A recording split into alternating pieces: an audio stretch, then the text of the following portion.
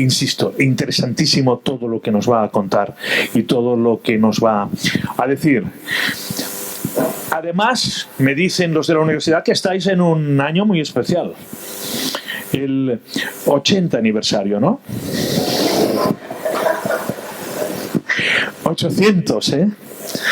Es sensacional. Estáis habituados a una realidad universitaria y a una ciudad que os tengo que decir que no es normal, ¿eh? Que sepáis que esto no es normal, y la historia de esta ciudad. Bueno, tengo aquí algunos datos de Juan Carlos Izpisua que luego consignaremos. Pero previamente tenemos a Óscar González Benito, que es el director gerente de la Fundación General, y que yo creo que, si acaso, que primero nos dé su punto de vista él, ¿vale? Venga. Gracias por estar aquí. Un aplauso para él, por favor.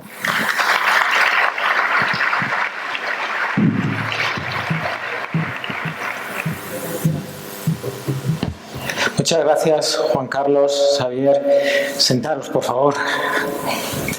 Bueno, permítanme que les robe 5 minutos, en primer lugar, para darles la bienvenida en nombre de la Fundación General de la Universidad de Salamanca a esta nueva sesión del ciclo Conversaciones en Salamanca, comprendiendo el envejecimiento. Y, en segundo lugar, para contextualizar esta actividad en el marco de nuestro Centro Internacional de Envejecimiento, nuestro CENIE. Nuestro trabajo en torno al envejecimiento es una consecuencia inmediata de la realidad demográfica a la que nos enfrentamos. A modo de ejemplo, y en el contexto europeo, les puedo decir que 1 de cada 4 europeos, el 25%, tiene más de 60 años. Y 1 de cada 5, el 20%, tiene más de 65 años. Pero además, las proyecciones que hace Eurostat establecen que ya en 2050 el porcentaje de población por encima de los 65 años superará el 25%, ya 1 de cada 4. En España la situación es similar, pero las proyecciones del INE establecen que alcanzaremos ya un 25% de la población por encima de los 65 años en 2030. Además, si vamos a zonas limítrofes, como es la frontera hispano-lusa, acusada además por una tendencia a la despoblación de los segmentos más jóvenes, pues las cifras de tendencia al envejecimiento son incluso más elevadas. Y precisamente esta tendencia demográfica al envejecimiento pues conlleva una serie de retos, una serie de desafíos desde el punto de vista biosanitario, desde el punto de vista psicosocial, desde el punto de vista económico, que requieren soluciones y soluciones sostenibles que implican transformaciones sociales importantes. Es por esto que muchas veces el envejecimiento se le hace referencia como un problema. Y en cierto modo es todo lo contrario. En cierto modo es un éxito social. Una de las causas del envejecimiento de la población es que hemos ganado una mayor esperanza de vida. Y esto, desde luego, es un logro desde el punto de vista social. Y conscientes precisamente de este éxito social que supone una mayor longevidad, pero también de todos esos retos y desafíos que conlleva la transformación de la estructura demográfica, desde la Fundación General de la Universidad de Salamanca hemos venido trabajando ya desde hace varios años en torno a la longevidad, en torno al envejecimiento. Hemos promovido distintas actividades, distintas iniciativas de investigación, de innovación, de formación, de divulgación sobre antecedentes y consecuencias del envejecimiento. Precisamente ahora tenemos activa una convocatoria para dedicar 600.000 euros a financiar proyectos de investigación en el ámbito del envejecimiento, proyectos de investigación coordinados y multidisciplinares en torno al envejecimiento. Nuestra finalidad última es trabajar para que el envejecimiento de la población sea compatible con una mejora continua en la calidad de vida. Y ya hace más de 3 años firmamos un acuerdo de colaboración con la Fundación CSIC, del Consejo Superior de Investigaciones Científicas, y con otros 2 socios de Portugal, la Dirección General de Salud en Portugal y la Universidad del Algarve, para alcanzar una visión común en torno al envejecimiento.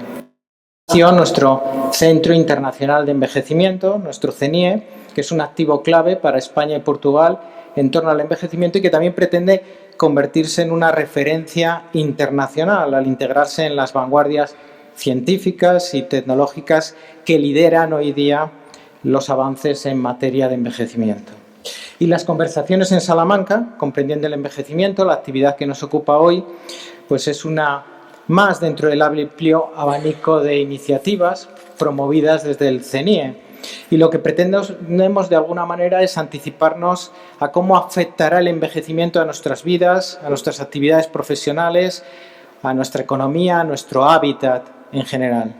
Para ello contamos con relevantes científicos que con sus trabajos pues, nos abren las puertas al futuro más inmediato. Se trata de alguna manera de reflexionar sobre cómo la ciencia, la innovación y la tecnología impulsarán el surgimiento de nuevas sociedades adaptadas al envejecimiento. Y también para acometer esta aventura contamos con la ayuda de relevantes comunicadores que en el día a día, en los medios, en los soportes de comunicación, pues ayudan al intercambio de ideas y a la transmisión de información y de conocimiento. Y en este sentido, pues quiero agradecer muy especialmente en nombre de la Fundación General de la Universidad de Salamanca al doctor Juan Carlos Izpisua, a nuestro investigador en la sesión de hoy y también al periodista y presentador Xavier Sardá, que nos ayuda a conducir la sesión. Quiero también agradecerles a todos ustedes, los que están presentes en esta sala, también los que nos siguen a través de los medios digitales del CENIE por el interés que han mostrado en esta sesión. Y por último, es justo y obligado a hacer un agradecimiento y un reconocimiento explícito al programa operativo de cooperación transfronteriza España-Portugal, el programa POCTEC de la Unión Europea, sin cuya aprobación y sin cuyo apoyo financiero esta actividad y nuestro Centro Internacional de Envejecimiento pues no sería posible. Bueno, les deseo que disfruten la jornada. Muchísimas gracias a todos.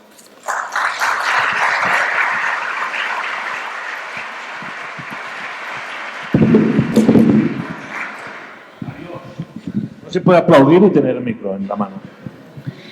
Juan Carlos Izpisua, nos conocimos ayer, pero desde que nos conocimos prácticamente no hemos parado de hablar.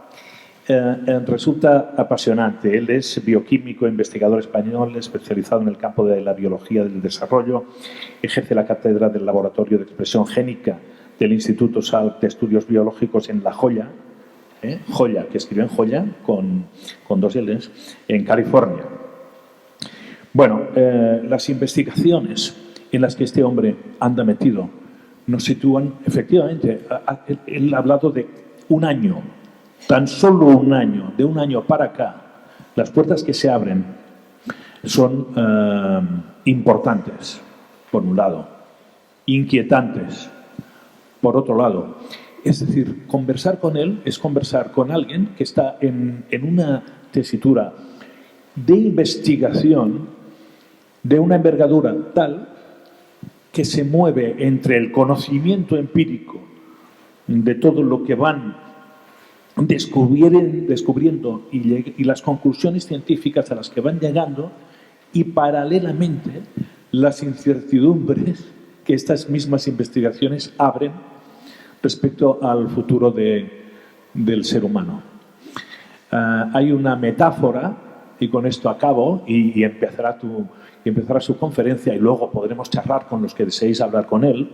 Yo seré uno de los que formularé preguntas, pero la metáfora del coche histórico, del vehículo histórico que sigue funcionando porque se le cambian las piezas del motor que se van deteriorando y por lo tanto ese vehículo del siglo pasado que, en fin, se le cambian selectivamente lo que son sus órganos, sigue rodando y sigue perviviendo.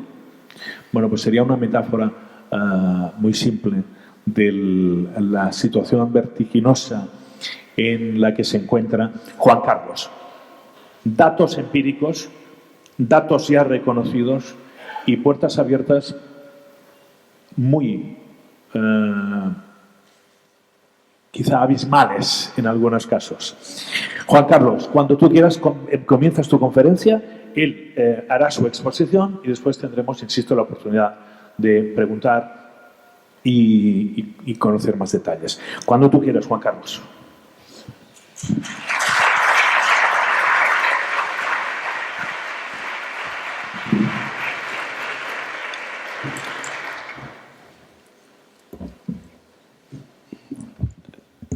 Buenos días. En primer lugar, me gustaría agradecer a la Fundación General por su amable invitación para compartir esta hora con ustedes.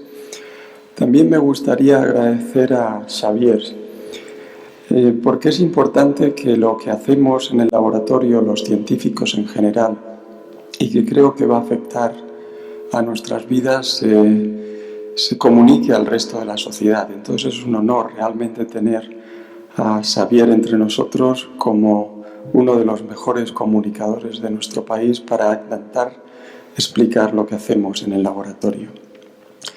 Me gustaría agradecer a todo el público en general, pero muy en particular a los científicos, a mis colegas por también estar hoy aquí, a Eugenio por la labor que hace en esta ciudad, aquí en Salamanca para la ciencia, y en general a todos los científicos de esta ciudad.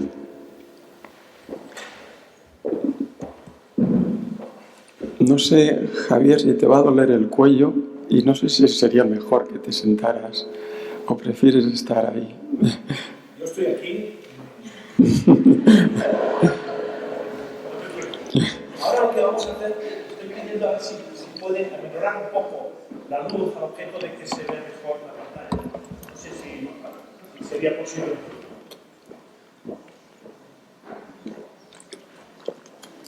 Esta es la institución donde trabajo. Es un edificio que está mirando al Pacífico en San Diego y que fundó Jonas Salk. Jonas Salk, como muchos de ustedes saben, descubrió la vacuna de la polio que ha salvado la vida de miles y miles de millones de personas en el mundo. El moto del instituto es donde la cura empieza, y les pido perdón porque la mayor parte de mis diapositivas van a estar en inglés. Y el contenido general de lo que les voy a decir es alguno de los abordajes que estamos realizando para tratar de mejorar nuestra salud y nuestro envejecimiento. El problema es relativamente fácil de enmarcar. Nacemos y reconocerán este niño en un segundo y experimentamos esos primeros años de plenitud de nuestras vidas en donde generalmente la enfermedad no existe y este niño se convierte en esta persona llena de salud. Desafortunadamente, esta etapa de nuestra vida da lugar a esta otra y ocurre con todos nosotros. Y la pregunta es si este proceso es reversible, si podemos dar marcha atrás y si no, al menos si lo podemos enlentecer. Enlentecer de manera de que la enfermedad tarde más tiempo en aparecer. Dos abordajes que estamos realizando en el laboratorio son el uso de células nuevas creadas en el laboratorio para tratar de reemplazar aquellas que se pierden en ese proceso del envejecimiento, o la posibilidad de utilizar herramientas que permitan cambiar nuestro genoma o epigenoma. Como les decía Xavier, en los últimos años somos capaces realmente de cambiar nuestro genoma y esta es una posibilidad. Durante la primera parte de mi charla me centraré en este abordaje, la posibilidad de crear células en el laboratorio, tejidos, órganos, para sustituir aquellos que por el envejecimiento, por la enfermedad, dejan de funcionar y de esa manera enlentecer el envejecimiento. Nuestra vida empieza así para todos nosotros, con estas dos células. que es irónico que la célula más grande del organismo es el ovocito femenino y la célula más pequeñita de nuestro organismo es el espermatozoide. El encuentro de estas dos células da lugar a un embrión que empieza a dividirse. Esta célula se convierte en 2, en 4, en 8 y así sucesivamente. Más o menos todas las células son iguales y tras unos primeros días algunas de ellas empiezan a ser diferentes. Aquí podemos ver esos primeros días donde estas células aquí, que son las llamadas células madre en rojo, son las que empiezan a ser diferentes y empiezan a educar a todas las que vienen detrás de ellas a formar todas las células de nuestro organismo, a formar células hepáticas, a formar neuronas, a formar células del corazón. Existen más de 250 tipos celulares en el organismo adulto de una persona. En los últimos 10 años, investigadores de todo el mundo han conseguido crear en el laboratorio muchas de estas células. No solo a partir de un embrión, sino incluso de células adultas, a partir de un simple pelo, a partir de un poquito de piel, fibroblastos que perdemos simplemente con frotar nuestras manos. Se han podido generar muchas de estas células en una placa Petri. Como ejemplo y como botón de muestra, aquí pueden ver cardiomiocitos, las células del corazón, millones de ellos, que se han conseguido simplemente a partir de un pelo, que se ha educado para que se convierta en cardiomiocitos. Millones de células cardíacas que pudieran ser usadas para su trasplante. Se han conseguido hepatocitos, se han conseguido neuronas. Yo diría que prácticamente todas las células que componen nuestro organismo se han podido generar en esta placa Petri. ¿Cuál es el problema? ¿Por qué todavía no se usan en la clínica? El problema lo van a ver en la siguiente película. Aquí pueden ver células cardíacas latiendo, generadas simplemente a partir de una célula de piel. Si ponemos el microscopio más cerca, lo que vemos es lo siguiente. Esto es un cardiomiocito. Aquí pueden ver esa estructura que lo caracteriza, esta estructura sarcomérica. Pero este es el cardiomiocito que genera el embrión humano. El mejor cardiomiocito que ha generado el investigador en el laboratorio es este, que late pero se parece muy poco a este. Esta estructura es difícilmente identificable en este otro. ¿Qué ocurre? Que en el laboratorio hasta ahora no hemos sido capaces de generar ninguna célula que sea idéntica a la que genera la naturaleza. Los experimentos los hacemos mediante prueba y error. Añadimos factores al fibroblasto, al pelo, para tratar de educarlo en un cardiomiocito. Y pues como todo, pues puede funcionar hoy, mañana o posiblemente dentro de 100 años todavía estaremos añadiendo cócteles para tratar de imitar a la naturaleza. Es una línea de investigación extendida en todos los centros de investigación y que espero que más tarde que pronto podamos imitar a la naturaleza. Pero en el interín, otro abordaje del que les quiero hablar es usar la naturaleza como fuente de educación de la célula que queremos transformar. No ya la placa Petri, sino el animal. Hacerlo in vivo. Que el huésped que educa estas células no sea algo inerte, sino que sea un animal, un embrión, porque la mayor parte de las veces la naturaleza lo sabe hacer mejor que el investigador.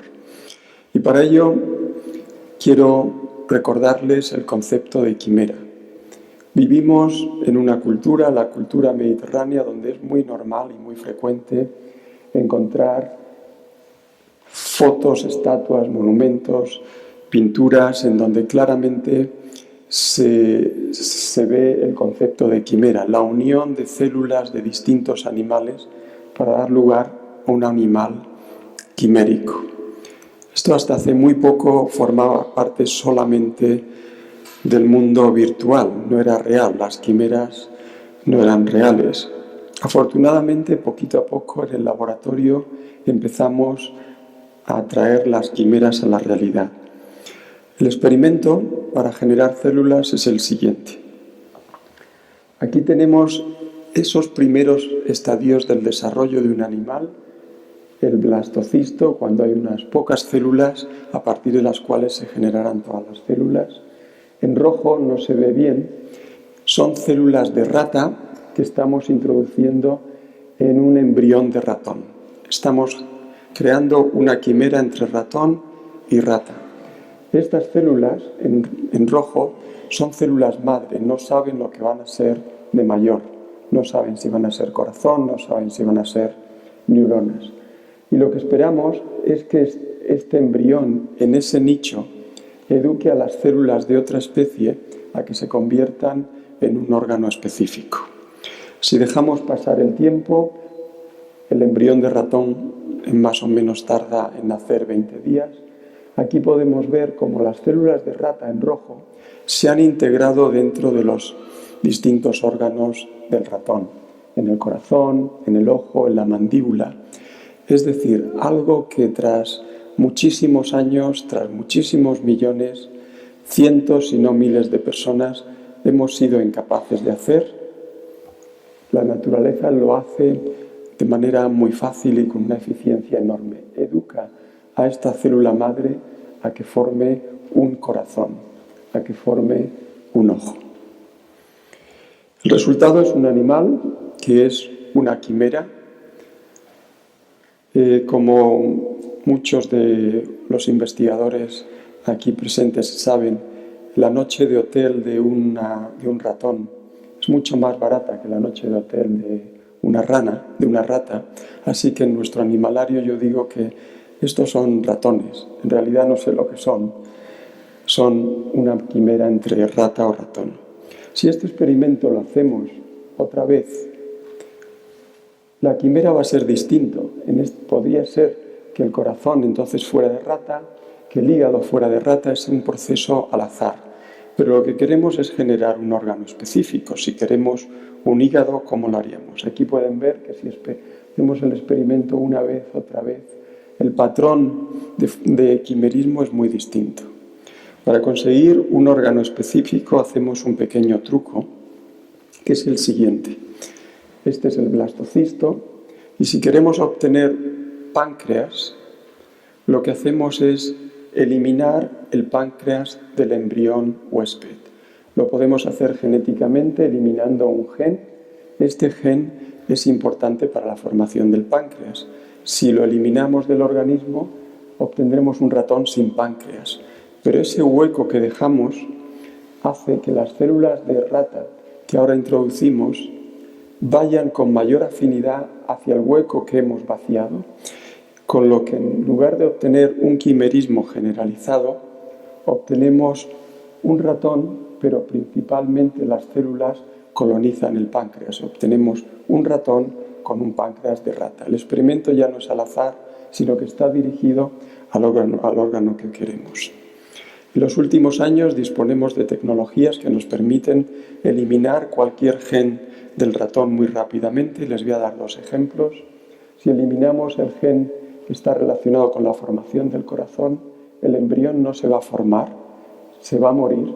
Si añadimos en ese momento genes de células de rata, vemos en rojo que colonizan la zona del corazón, forman el corazón y permiten el desarrollo normal. Otro ejemplo, imagínense ustedes, queremos obtener un ojo para trasplante, eliminamos el ojo del ratón mediante métodos genéticos, añadimos las células de rata y podemos comprobar un ojo de rata creciendo dentro de un ratón. Y así sucesivamente con cualquier otro órgano. Lo que nos dice que la naturaleza es capaz de hacer de una manera muy fácil cualquier órgano que queramos crear en el laboratorio.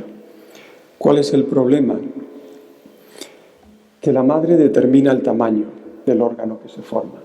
Aquí vemos una rata quimérica, el color negro es de células que provienen del ratón. El tamaño de la rata el tamaño de sus órganos es el mismo tamaño de una rata normal. Aquí vemos un ratón quimérico, vemos las células blancas de la rata. El tamaño de ese ratón, de sus órganos, sigue siendo el de la madre.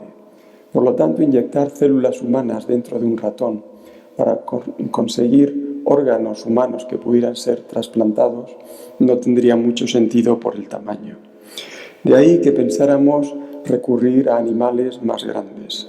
El cerdo o la vaca tienen un tamaño de órganos y una morfología y funcionalidad relativamente cercanas al ser humano. Llevamos realizando este experimento alrededor de 4 años. Me gustaría indicarles que la logística es realmente complicada. Trabajamos con ratas, ratones en el laboratorio a los que estamos muy acostumbrados. La primera vez que fui a preguntarle a un granjero si nos podía ceder algunos cerdos para hacer este experimento, imagínense ustedes la respuesta del granjero. Para mí, el momento clave fue cuando tuvimos que traer a 7 investigadores postdoctorales para simplemente poner el cerdo encima de la mesa de operaciones. He aprendido mucho durante estos 4 años y de la dificultad de realizar estos experimentos no les voy a detallarle, pero no es fácil. Aún así, en los últimos 4 años hemos conseguido, en nuestro país se ha realizado este experimento, hacer más de 3.000 experimentos, 3.000 embriones de cerdo para ver si éramos capaces de reproducir lo que veíamos entre la rata y el ratón. Y les voy a mostrar de estos 3.000 experimentos la mejor fotografía. Aquí tenemos el embrión de cerdo, 3 células humanas en verde que dejamos crecer dentro del embrión de cerdo. Y la mejor foto, el mejor experimento, por cierto, esta foto está hecha simplemente con un teléfono. En la granja no tenemos microscopios. A veces tampoco se necesita mucho dinero para obtener resultados, que no quiere decir que son apropiados el tenerlo. Pero la mejor foto que tenemos es que tan solo unas poquitas células humanas son capaces de integrarse dentro del embrión de cerdo. Nada que ver con lo que les he dicho entre la rata y el ratón, que llegamos a formar realmente órganos funcionales. Por lo tanto, tenemos un problema. ¿Cómo lo resolvemos y cuáles son las causas de ese problema? Una de las barreras es una barrera evolutiva. La diferencia evolutiva entre una rata y un ratón es de 21 millones de años. La diferencia evolutiva entre un cerdo y un humano es de 100 millones de años. Eso podría ser un problema. El tiempo de gestación de un humano es 9 meses, el tiempo de gestación de un cerdo es 3 meses, 3 semanas, 3 días. Y esperar, así como el de la rata y el ratón es 20 y 21 días, que podamos acoplar esa diferencia en el desarrollo embrionario, quizás es difícil. Les voy a presentar por primera vez en público la posibilidad de hacer este experimento usando como animal huésped el mono. El mono es un primate, como nosotros. La diferencia es mucho más cercana a la existente entre una rata y un ratón que entre un cerdo y un humano. Para ello hemos necesitado aprender a cultivar embriones de primates en el laboratorio. Esta es la diapositiva que así lo indica. Podemos conseguir cultivar fuera del útero de la madre embriones de mono donde la gastrulación ya ha empezado.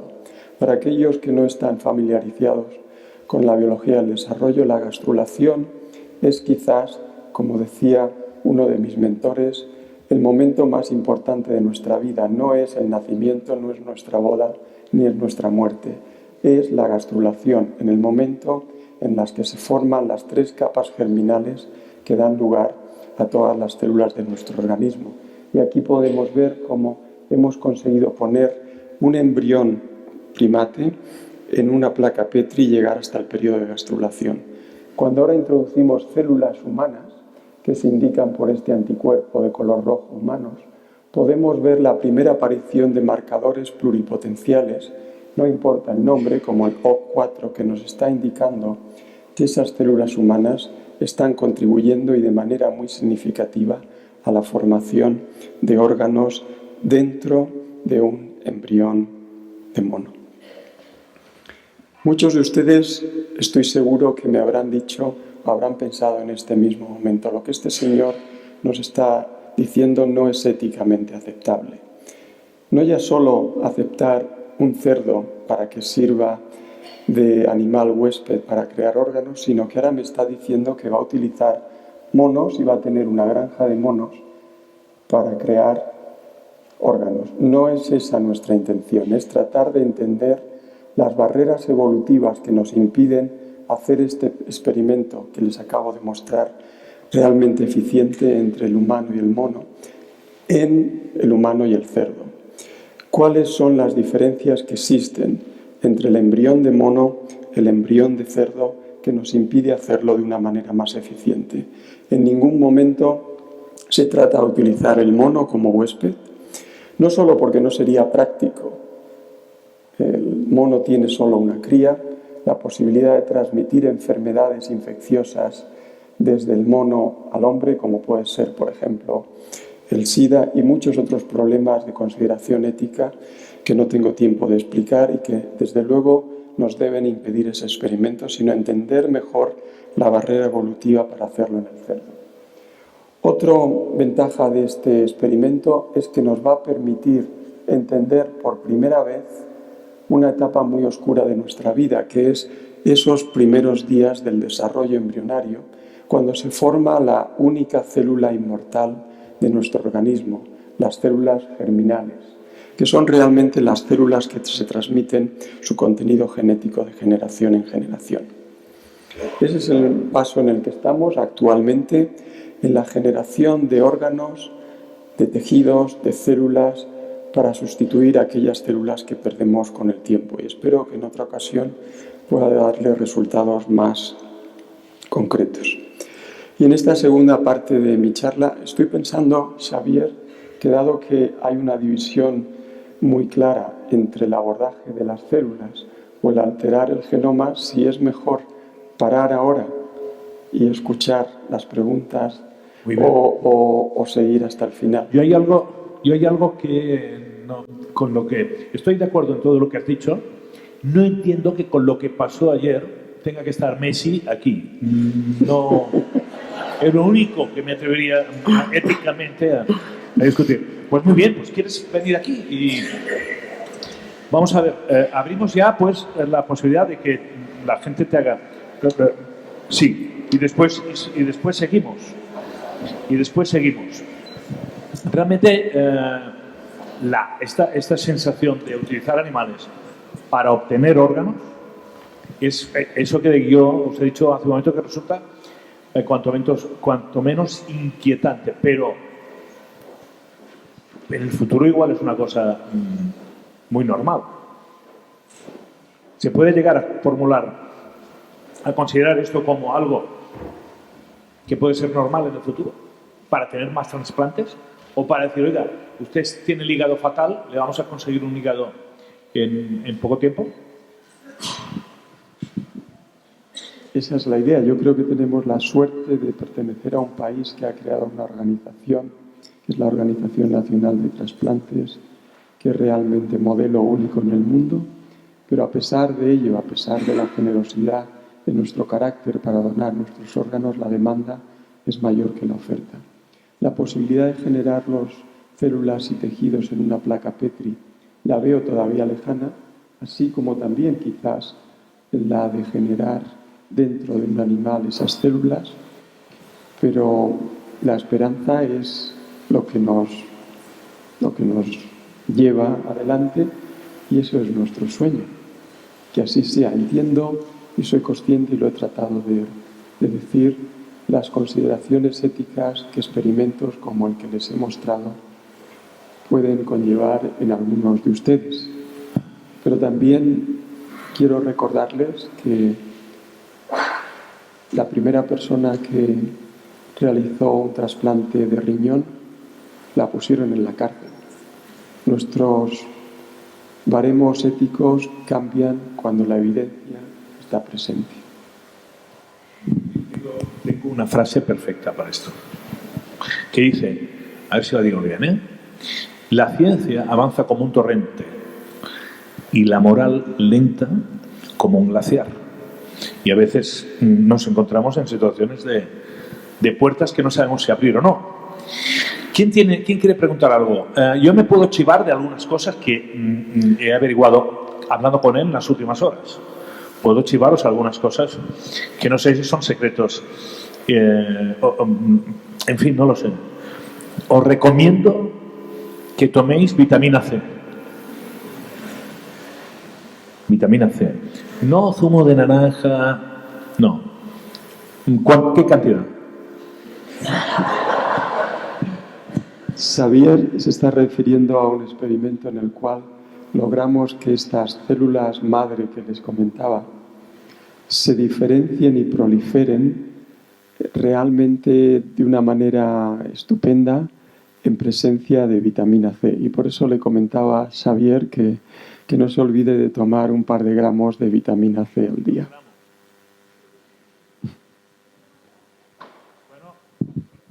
¿Cómo se hace? La venden, ¿no? En las farmacias venden. Tienes que comprar botes de vitamina C y 2 gramos tomarte. Es hidrosoluble, con lo cual la que te sobra, digamos, se evacúa fácilmente. Las liposolubles son más complicadas porque cuesta más y pueden convertirse en grasas. Pero, en fin, todo esto es por la cena de ayer, ¿eh? ¿Quiere formular alguna pregunta sobre cómo envejecer del mejor modo posible? Un interés obvio de todo esto es producir órganos para sustituirlos si tenemos defectivos. Todos sabemos las salamandras o los ardillas le corta el rabo. El lote mexicano me parece que se crece prácticamente todo lo que le cortes, ¿no? Pasa a los mamíferos y los mamíferos reproducimos. Y en evolución eso quiere decir que la evolución será alguna ventaja el que no reproduzcamos. Entonces, actuando un poco de abogado del diablo, ¿qué desventaja puede producir la evolución si llegamos a llegar al caso en que consigamos restaurar, reproducir un brazo que se nos corte, un páncreas, etcétera, etcétera? ¿Cómo ves evolutivamente esas consideraciones? Gracias, Eugenio, por la pregunta. Todos hemos aprendido en los libros de texto que los mamíferos no tenemos esa capacidad de regeneración que está presente en otros animales. Pero ese conocimiento es erróneo. Durante el desarrollo embrionario, los mamíferos somos capaces de regenerarnos. Si eliminamos un trocito de riñón, un trocito de corazón, se regenera igual que el ajolote en el estadio embrionario. E incluso en los primeros días de la vida de los mamíferos, esa capacidad todavía está presente. El problema es que se pierde con el crecimiento, se pierde con el desarrollo normal de la vida. Pero la regeneración está codificada en nuestro genoma. El abordaje sería tratar de entender los mecanismos para despertar esa regeneración que se pierde con el paso del tiempo. Y las investigaciones de Eugenio claramente nos dan pistas de por qué quizás eso no sería bueno por el cáncer. La discriminación, la proliferación indiscriminada de células continuamente podría aumentar la capacidad de errores, la pérdida de la reparación de nuestro genoma y la producción de tumores. Quizás eso es uno de los motivos por el cual durante el paso del tiempo esa capacidad de regeneración se pierde en nuestro organismo. Estamos descubriendo que la modificación epigenética de algunos locus de nuestro genoma es fundamental para hacer ese switch on and off de la regeneración en los primeros estadios después de nacer. Y hemos conseguido ratones a los cuales, tras 2 semanas, que es una etapa en la cual ya su regeneración ha desaparecido totalmente, poder responder endógenamente a generar nuevas nefronas. Creo que quizás esa línea de investigación puede ser mucho más práctica que la que les acabo de indicar hoy, que es el usar células de fuera e introducirlas en el organismo. Pero el control de ese proceso debe ser súper exquisito para evitar quizás la formación de tumores. Las enfermedades neurodegenerativas, Alzheimer, Parkinson, ¿dónde estamos? ¿Muy lejos? Pues es la segunda parte de la charla. Podemos... ¿Habéis visto? Pues oye, ¿queréis que ya vayamos a la segunda parte de la charla? Pues adelante. Gracias. Luego te preguntaremos algo en relación con... ¿Permite una pregunta antes? Sí, venga, una pregunta antes. Más bien es una observación de laboratorio respecto a la diferencia que hay entre lo que uno ve en el laboratorio, y hablo de mi experiencia personal, de cuando se aplica al género humano. Hace ya muchísimos años, el doctor Ferder participó en el experimento a ratitas vistas al destete, les daba un poquito de losartán. Y esas ratas, el losartán es un inhibidor, es un bloqueante de los receptores angiotensina, imaginaba. Entonces, y a otro grupo no. Y las ratitas que se tomaban el losartán crecían, envejecían, porque el envejecimiento no se puede parar, es el efecto del paso del tiempo sobre los organismos. Otra cosa es que se mejore. Resulta que al cabo de un año, las ratas que habían tomado losartán al destete estaban como pimpollas, guapas, blancas, daba gusto verlas. Las que no lo habían tomado estaban hechas un desastre. Hay millones de personas en el mundo que tomamos losartán y envejecemos. Y mi experiencia personal con los antioxidantes en el envejecimiento, en una tesis doctoral que dirigí hace muchos años, dando extracto de ginkgo biloba, las ratas que tomaban también Wistar, que es la que yo he utilizado más, tomaban ginkgo biloba, daba gusto verlas. Pero bueno, y las que no lo tomaban eran más feas, estaban más. Hay millones de personas que toman extractos de ginkgo biloba, que en España lo conocemos como tanaquine, y envejecen. Quiero decir que la ciencia creo que tenemos que buscarla donde, como usted lo hace muy bien, y es una exposición maravillosa, donde se pueda. Extrapolar eso al humano, por ejemplo, esos 2 gramos de vitamina C, le juro que no hacen nada en el humano para el envejecimiento, porque ya se han utilizado hace años en geriatría, y su hallazgo es estupendo, porque ha encontrado una manera nueva de hacer cosas, pero de eso, aplicarlo al género humano, yo no he encontrado relación en el laboratorio y la clínica. Le agradezco su pregunta, estoy totalmente de acuerdo. Como investigadores tenemos que hacer uso de aquello que nos puede ayudar a avanzar nuestro conocimiento, y estoy totalmente de acuerdo que el cáncer se ha curado muchas veces en ratones, pero todavía nos falta avanzar mucho para hacerlo en humanos. Afortunadamente, desde hace 10 años podemos trabajar con nuestras propias células, reprogramarlas, células humanas, y usarla como modelo más cercano al ratón, a la rata, que siempre genera esos problemas de traslación.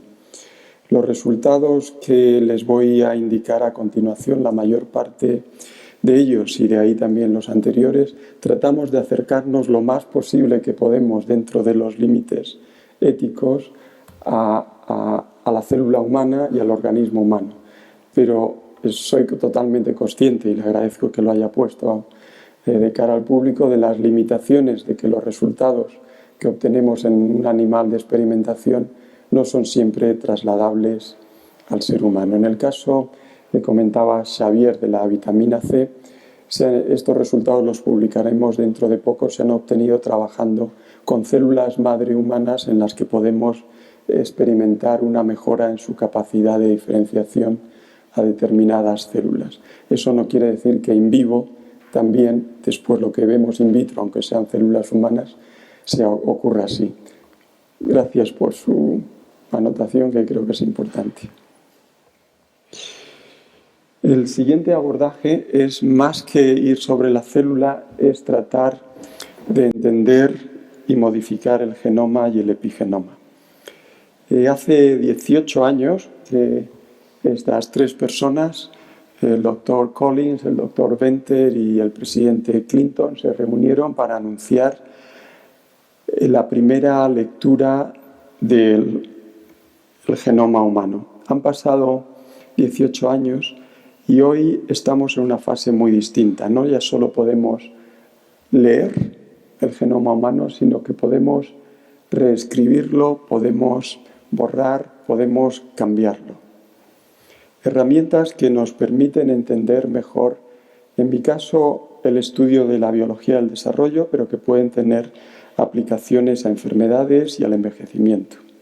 Les voy a dar 3 ejemplos de cómo el poder reescribir el genoma de una célula puede ser beneficioso para la cura o la prevención de enfermedades.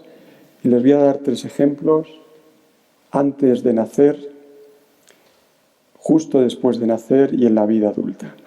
En primer lugar, centrarme en el ADN que está presente dentro de nuestras mitocondrias, un orgánulo en las células, una de cuyas funciones es proveer de energía.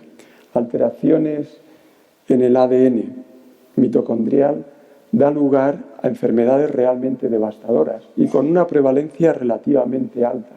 Como todos ustedes saben, las mitocondrias que tenemos vienen de nuestra madre exclusivamente y una de cada 200 madres es portadora de una mutación, aquí le indico alguna de ellas, que afecta a tejidos que necesitan mucha energía y como consecuencia la mayor parte de estas mutaciones causan síndromes en los cuales los niños no pasan de su adolescencia.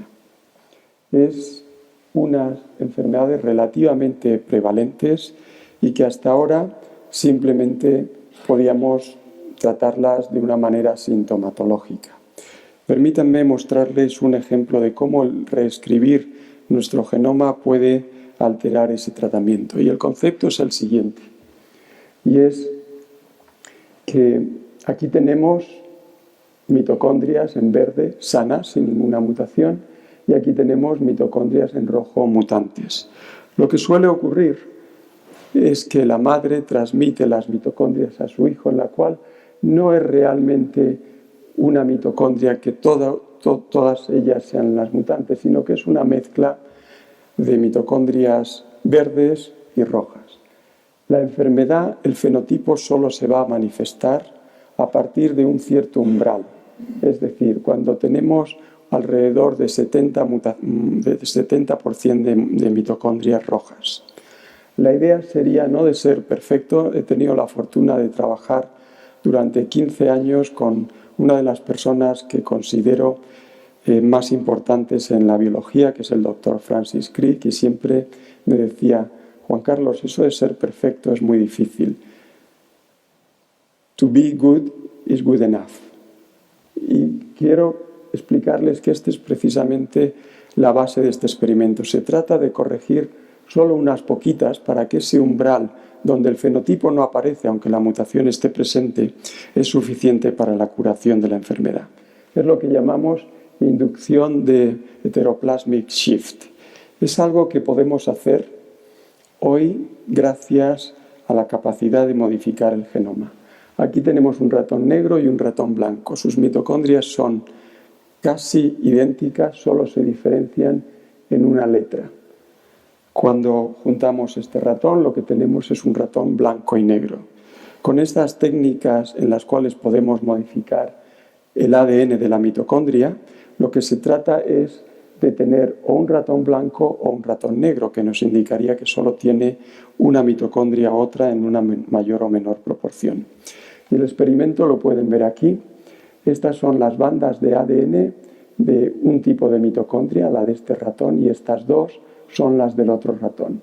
Podemos eliminar específicamente la de este ratón y obtendríamos un ratón que la mayor parte del ADN, todavía existen un poquitín de estos dos tipos de bandas, pero la mayor parte es de este tipo. Y como consecuencia ese ratón blanco y negro se convierte en un ratón blanco. Modificando el ovocito de ese ratón blanco y negro, tenemos un ratón blanco. Este experimento lo hicimos por primera vez hace 6 años. Los ratones descendientes siguen siendo blancos, con lo cual es un fenotipo estable y que impediría, por lo tanto, la aparición de ese síndrome mitocondrial en enfermedades como las que les he indicado anteriormente. Nos comentaba que lo que se hace en un ratón no es siempre trasladable a un ser humano. Por ello hemos tomado ovocitos humanos y en enfermedades de mitocondriales mutantes hemos realizado el mismo experimento. Aquí pueden ver los dos tipos de DNA, el ADN control, salvaje, el normal, y el ADN mutante. Con estas técnicas en las que manipulamos el genoma podemos eliminar casi la totalidad del ADN mutante, lo suficiente para que si este ovocito se fertilizara e implantara, evitaría la aparición de todas estas enfermedades mitocondriales tan devastadoras. Otro tema es la importancia que tiene la mitocondria en el envejecimiento. No me voy a detener a darles ejemplos, la literatura es extensa, pero esta capacidad de poder generar y modificar el ADN mitocondrial puede tener una implicación no solo en la aparición de enfermedades que transmite la madre, sino en las últimas etapas de nuestras vidas, en la función que las mitocondrias tienen en relación con el envejecimiento. Esto es antes de que aparezca la enfermedad. El siguiente paso es un poquitín más tardío y es alrededor del periodo neonatal o incluso durante el periodo fetal. Permítanme darles un ejemplo con una enfermedad como es el síndrome de Down, la aparición de un cromosoma extra en el genoma. ¿Cómo podemos tratar de eliminar, de introducir, de cambiar el genoma de enfermedades como las que les quiero mostrar? En los últimos 30 años, que la célula cuando se divide podamos modificar su genoma mediante este mecanismo de reparación del ADN, la homologous recombination, ha hecho que la biología realmente explote. Pero ocurre que la mayor parte de nuestras células no se dividen en el estadio adulto. Nuestro corazón, nuestro cerebro, nuestro músculo tiene una capacidad de división relativamente pequeña. Por lo tanto, aunque nos puede servir muy mucho tratar de modificar el genoma de embriones, células que se dividen, modificar el genoma de células adultas que no se dividen es mucho más difícil. Hace tan solo un par de años conseguimos por primera vez modificar el genoma de una célula que no se divide.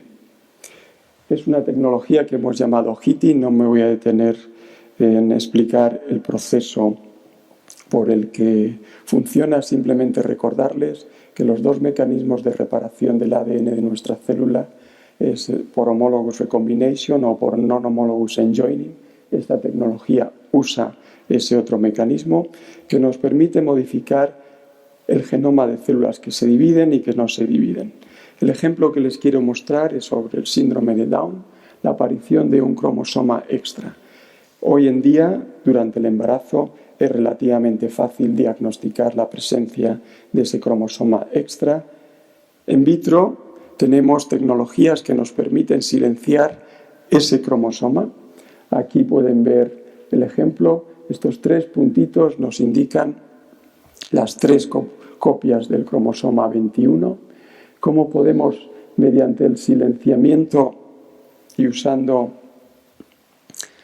CIST, empezamos a ver que este cromosoma empieza a desaparecer y al cabo de un par de semanas esta célula solo tiene 2 cromosomas. Este experimento se ha realizado in vitro, lo empezamos a realizar ahora mismo in vivo en un modelo de ratón con un cromosoma extra y lo que hacemos es, durante el desarrollo, mientras que el ratón está dentro de la madre, usando esta tecnología de HITI, como saben, el fenotipo primordial principal del síndrome de Down está en afectar a las células cardíacas y a las neuronas. Introducimos esta tecnología en el desarrollo embrionario en el sistema nervioso de este ratón, que presenta síndrome de Down cuando nazca. Aquí pueden ver esa proteína que nos está indicando que está funcionando, que estamos introduciendo ese proceso dentro del animal con la esperanza de que cuando el ratón nazca, principalmente la sintomatología en las neuronas se haya rescatado, si no totalmente, al menos parcialmente. Espero poder contarles un poquitín más la próxima vez que les visite, y era simplemente mostrarle como prueba de concepto que podemos actuar antes de que la enfermedad aparezca o incluso cuando se haya diagnosticado en el embrión. Y finalmente en el estadio adulto. Enfermedades, por ejemplo, que afectan a la visión.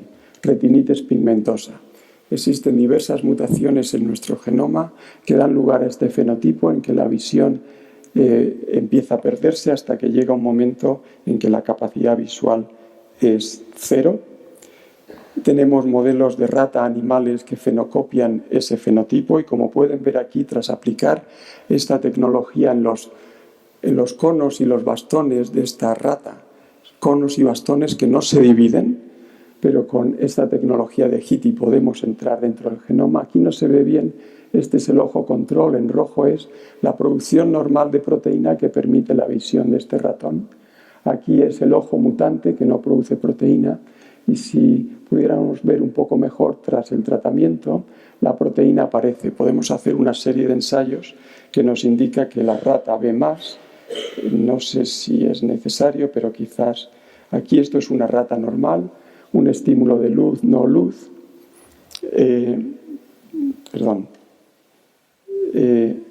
Esta es la rata normal.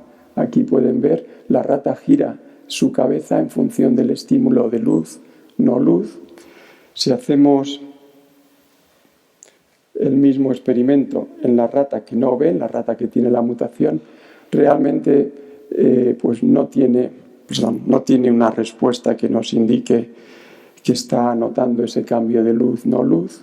En la rata corregida, aparte de todos los ensayos más detallados fisiológicos, como pueden ver aquí, pues hace lo que hacemos nosotros cuando no vemos bien, pero intentamos ver algo. Esta es la corregida, nos acercamos a la fuente de luz y verán en un momento cuando hacemos un giro en la fuente de luz, ahora va a volver en la orientación distinta, la rata responde y hay una mejora en su capacidad visual. Este es el primer ejemplo en un animal in vivo de edición génica en una célula que no se divide. El experimento lo hemos extendido a otras células, como es el cerebro, el corazón y el músculo, y que nos permite realmente contar con la posibilidad de que cualquier enfermedad monogénica podría ser tratada mediante el uso de tecnologías como esta que aquí le indico. Pero quizás, en lugar de detallarles ejemplos tras ejemplos de estas enfermedades que estamos tratando en el laboratorio, me gustaría ir a la enfermedad más importante, que es esta, el envejecimiento. Esta es una enfermedad que todos tenemos y que además es la enfermedad que, de alguna manera, el mayor factor de riesgo de cualquier otra enfermedad. Es a partir de una cierta edad, alrededor de los 45 o 50 años, cuando todas estas enfermedades cardiovasculares, cáncer, enfermedades degenerativas, realmente empiezan a aumentar de una manera significativa respecto a nuestras vidas anteriores. Existen modelos humanos de envejecimiento acelerado, como puede ser el caso de estos niños. Mutaciones en un gen determinado, la lámina A, causa este fenotipo en el cual los niños envejecen muy rápidamente. La media de vida de estos niños es alrededor de 14 o 15 años y se mueren de viejos. Enfermedades relacionadas con el envejecimiento, como pueden ser enfermedades cardiovasculares. El doctor Carlos López Otín, aquí en España, ha generado la misma mutación en un ratón. Los ratones, como todos ustedes saben, en el laboratorio viven alrededor de 2 años. Este ratón vive alrededor de 2 meses y medio a 3 meses. Aquí pueden ver los primeros síntomas del envejecimiento en un ratón de aproximadamente solo un mes. Tecnologías como HITI nos permiten no solo centrar nuestro targeting en una zona, en una célula específica, sino en múltiples órganos a la vez. Y lo van a comprobar en la siguiente diapositiva. Al mismo nacer, los dos hermanos con esta mutación, uno lo tratamos con esta tecnología y el otro no. Estamos ahora en el mes 3, uno de ellos se va a morir al día siguiente y el otro, como pueden ver, no. Enseguida van a reconocer el ratón que fue tratado y el ratón que no fue tratado. Este se morirá mañana y este ratón todavía está vivo. Hemos podido rescatar esa mutación en diversos órganos. Es el primer ejemplo en el cual podemos rescatar el proceso acelerado de envejecimiento en múltiples órganos. Yo creo que experimentos como este nos van a poder empezar a entender qué es eso del envejecimiento. El poder estudiar estos ratones desde el inicio y cómo inician ese proceso y cómo lo podemos rescatar en células específicas nos van a ayudar desde luego a entender el envejecimiento. Me gustaría hacer hincapié en una observación que todos conocemos, pero que nos ha sido difícil de demostrar experimentalmente, y es que no todo es los genes. La epigenética juega un papel fundamental en el envejecimiento. Y la aparición o desaparición de determinados marcadores epigenéticos puede alterar el envejecimiento de una manera muy significativa. La importancia de la epigenética la podemos ver, por ejemplo, en gemelos, con una dotación genética casi idéntica. Como pueden ustedes comprobar en el día a día, los gemelos envejecen de una manera distinta y tienen enfermedades distintas, a pesar de tener una dotación genética casi idéntica. Estamos empezando a estudiar el papel que la epigenética puede tener en el envejecimiento. En algunos de estos modelos humanos hemos conseguido tratar de identificar marcadores epigenéticos que están relacionados con ese envejecimiento prematuro. En el síndrome que les acabo de indicar, podemos comprobar que este marcador no está presente, está disminuido comparado con una célula humana normal. En otro síndrome de envejecimiento acelerado, como el síndrome de Werner, ocurre realmente lo mismo. Y eso se puede cambiar. ¿Y cómo se puede cambiar? Mediante la reprogramación celular. Hace aproximadamente 10 años que el investigador Shinya Yamanaka utilizó 4 factores para convertir una célula adulta en una célula embrionaria. Y ese es un experimento epigenético en el cual elimina la mayor parte de las marcas epigenéticas de la célula adulta. De ahí que tomáramos una célula humana con este síndrome o con el otro síndrome de envejecimiento acelerado, la reprogramáramos y podemos comprobar que los niveles de este marcador ahora son idénticos. El experimento clave que nos dice que la epigenética tiene un papel fundamental en el envejecimiento es cuando hacemos esta reprogramación en vivo. Y lo que hacemos es que tomamos este ratón, de nuevo, que tiene esta mutación en uno de sus genes, y aplicamos estos 4 factores de Yamanaka. No estamos corrigiendo, como en el caso anterior, el gen roto. El gen roto todavía está presente en este ratón. Lo que estamos modificando es su epigenética. Y el resultado, como pueden ver en la siguiente diapositiva, tras aplicar estos 4 factores, es realmente espectacular. Este ratón no tiene nada que ver con el otro, a pesar de que todavía tiene la misma mutación que causa su envejecimiento acelerado. Es decir, que un cambio epigenético, el borrado de las marcas epigenéticas en vivo de un ratón con un envejecimiento acelerado por una mutación determinada, se puede corregir simplemente cambiando su epigenética. Esto no solo ocurre en este background específico, sino que ocurre también en un ratón normal. Como todos ustedes saben, cuando envejecemos, por ejemplo, el músculo no tiene capacidad de regenerarse y un insulto en el músculo hace que las fibras musculares adopten esta morfología sin ser capaces de regenerarse. En un ratón viejo, cuando aplicamos estos 4 factores, pueden ver que las fibras son totalmente distintas. Estos experimentos también lo hemos realizado in vitro con células humanas viejas y tenemos el mismo resultado. El mensaje es que la epigenética realmente tiene un papel fundamental en el funcionamiento de nuestras células y en la relación con el envejecimiento de estas células. E independientemente del background genético, de la mutación que causa un envejecimiento acelerado, se puede obtener un enlentecimiento e incluso una reversión del envejecimiento cambiando la epigenética. Por ello, necesitamos desarrollar técnicas que nos permitan modificar el epigenoma a voluntad. Los 4 factores de Yamanaka eliminan la mayor parte de las marcas epigenéticas.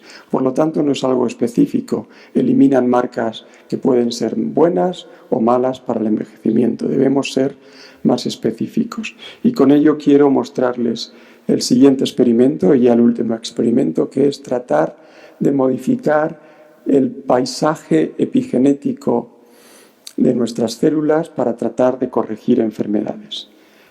El ejemplo que les quiero indicar en esta primera diapositiva es las distrofias musculares. Sabemos muy bien las mutaciones dentro de nuestro genoma que causan las distrofias musculares. Les he indicado hace 10 minutos tecnologías que pueden modificar el genoma para curar este tipo de enfermedades. Corregir el gen que no funciona. Otra posible alternativa es cambiar la epigenética, el locus epigenético de los genes que están mutados. Y esto lo podemos hacer utilizando CRISPR-Cas. Y es reutilizando la actividad de esa enzima y en lugar de hacer que corte, impedir que corte el ADN, fusionarle fragmentos que permitan transcribir, aumentar la transcripción o inhibir la transcripción de determinados genes. El resultado es el siguiente. Aquí tenemos un ratón distrófico que tiene esta mutación en la distrofina y lo que hacemos es no corregir el problema genético, sino epigenéticamente alteramos el locus de la distrofina con folistatina. No llegamos a cortar el ADN, por lo tanto no tenemos efectos de introducir nuevas mutaciones y como pueden ver, este ratón recupera su masa muscular, es capaz de funcionar normalmente y no hemos actuado, no hemos roto el ADN. Creo que este tipo de tecnología puede ser muy útil para evitar los efectos secundarios que puede tener e inespecíficos la rotura del ADN. Y finalmente, imaginemos casos en los cuales el problema no se debe a una mutación específica de un gen. Imagínense ustedes un problema agudo de riñón. Yo esta noche, tras la cena de anoche, pues no lo hice muy bien y mis riñones dejan de funcionar y en 2 o 3 días pues puedo fallecer por un fallo agudo del riñón. No se debe a una mutación específica que tengan mis riñones. Se debe pues, a una toxina que he ingerido con la comida. ¿Cómo podemos hacer epigenéticamente para restaurar la función de ese riñón? Estoy seguro que algunos de ustedes, médicos, me dirán, hombre, lo que está pasando ahí es un problema de inflamación. Quizás deberías tratar de activar genes antiinflamatorios para hacer que la nefrona vuelva a su estado basal de no inflamación. Otros me dirían otro proceso fisiológico. Pues precisamente esa información la podemos usar para activar locus determinado en nuestro genoma o genes que están relacionados con la formación de una nefrona. Aquí les voy a indicar 2 genes sobre ese proceso inflamatorio, otro gen que está implicado en la formación de nefronas. No están mutados, es simplemente una alteración que realicé anoche en mi riñón por comer una sustancia tóxica. Si hacemos esa lesión tóxica, lo podemos hacer con una sustancia química, cisplatino, por ejemplo, en el riñón de un ratón, a los 3 días ese ratón está muerto, su riñón ha dejado de funcionar. Si activamos la expresión de alguno de estos genes, como un gen antiinflamatorio, clozo implicado en la formación de nefronas, pueden ver que toda la función renal aumenta y que los ratones, en lugar de morir todos ellos al cabo de 3 días, aproximadamente tan solo activando un gen, el 50% de ellos sobreviven y tienen una función renal normal.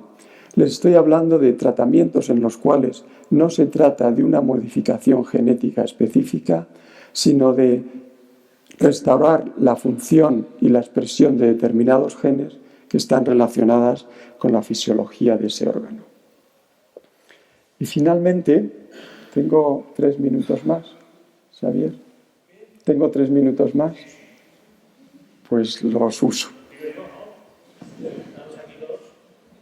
Tenemos preguntas para hacer de eso, sí.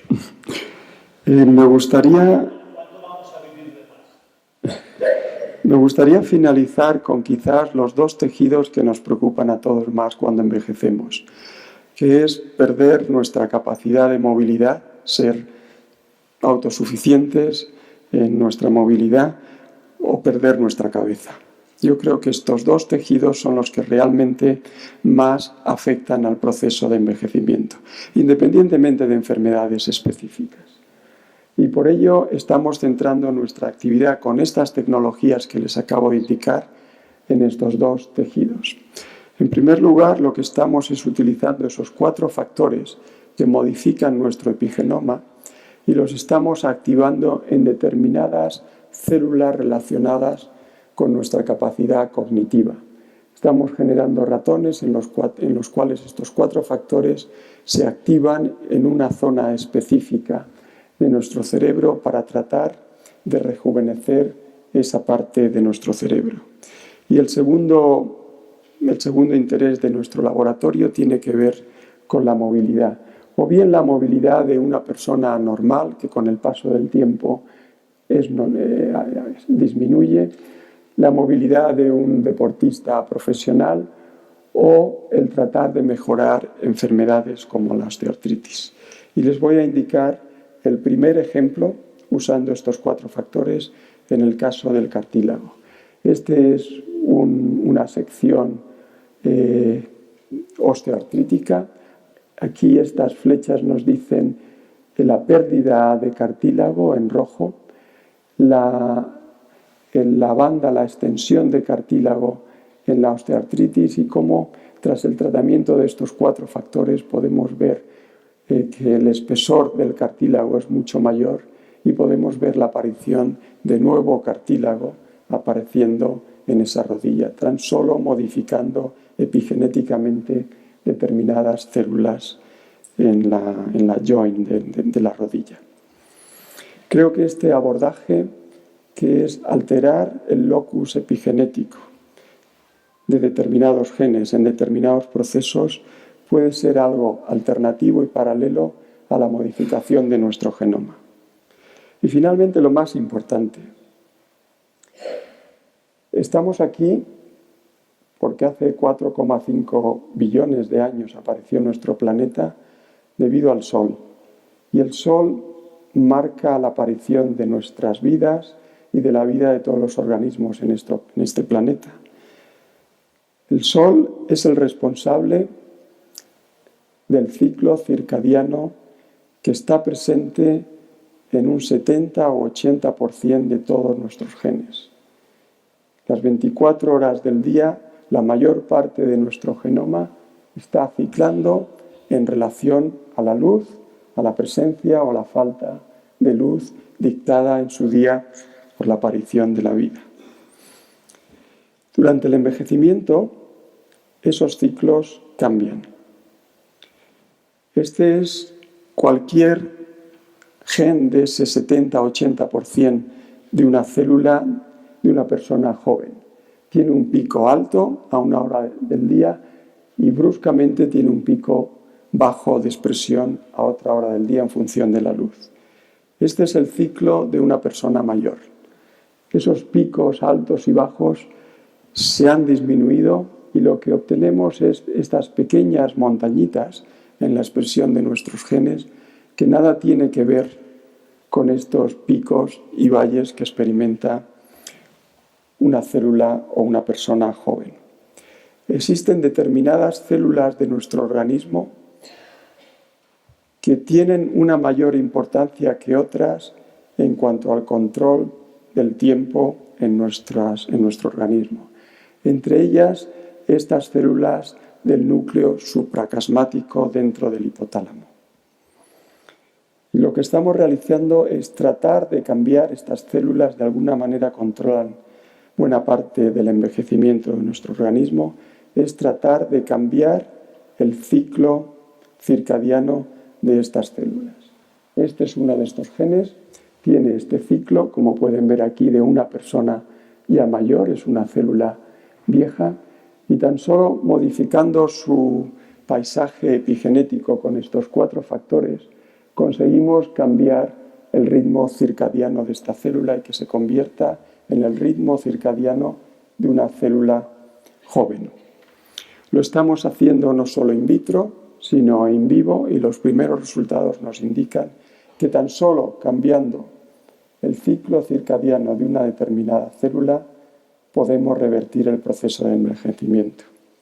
Finalizar con esta diapositiva que de alguna manera resume lo que nos han comentado, que todo esto está muy bien para retrasar el envejecimiento de ratones.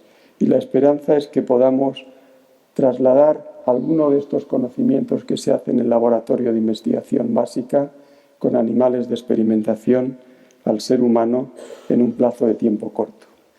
Esa es la parte positiva.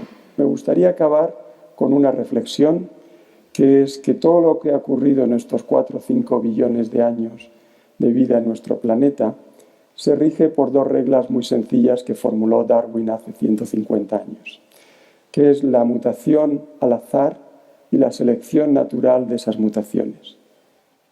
Yo creo que estarán todos ustedes de acuerdo conmigo que la capacidad que tenemos hoy de poder reescribir nuestro genoma realmente nos puede hacernos olvidar de Darwin, y que esa selección y que esa mutación no sea al azar, sino que sea guiada, que puede ser utilizada de una manera muy positiva para la curación de enfermedades, pero que puede cambiar también la historia de la humanidad.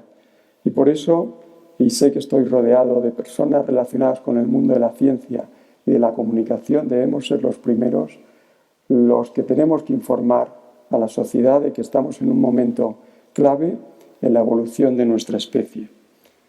Y acabo citando a Darwin también, cuando dijo: no es la especie más fuerte la que sobrevive, ni la más inteligente, sino aquella que es capaz de responder de una manera mejor al cambio.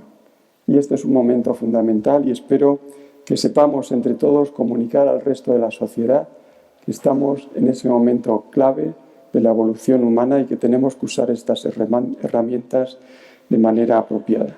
La diapositiva más importante es las personas que realizan este trabajo.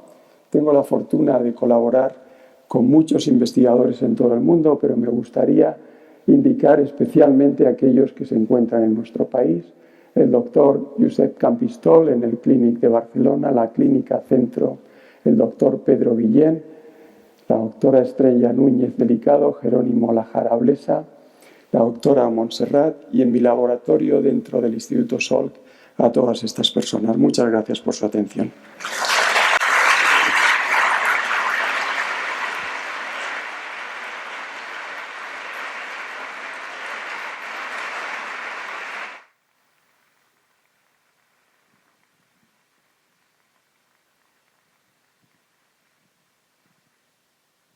Bueno, hola.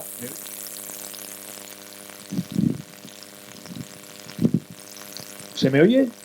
Bueno, ¿cómo sabremos cuándo ya tenemos que ir a hacernos todo esto para rejuvenecer? ¿Cuándo será? Me gustaría a mí saberlo también.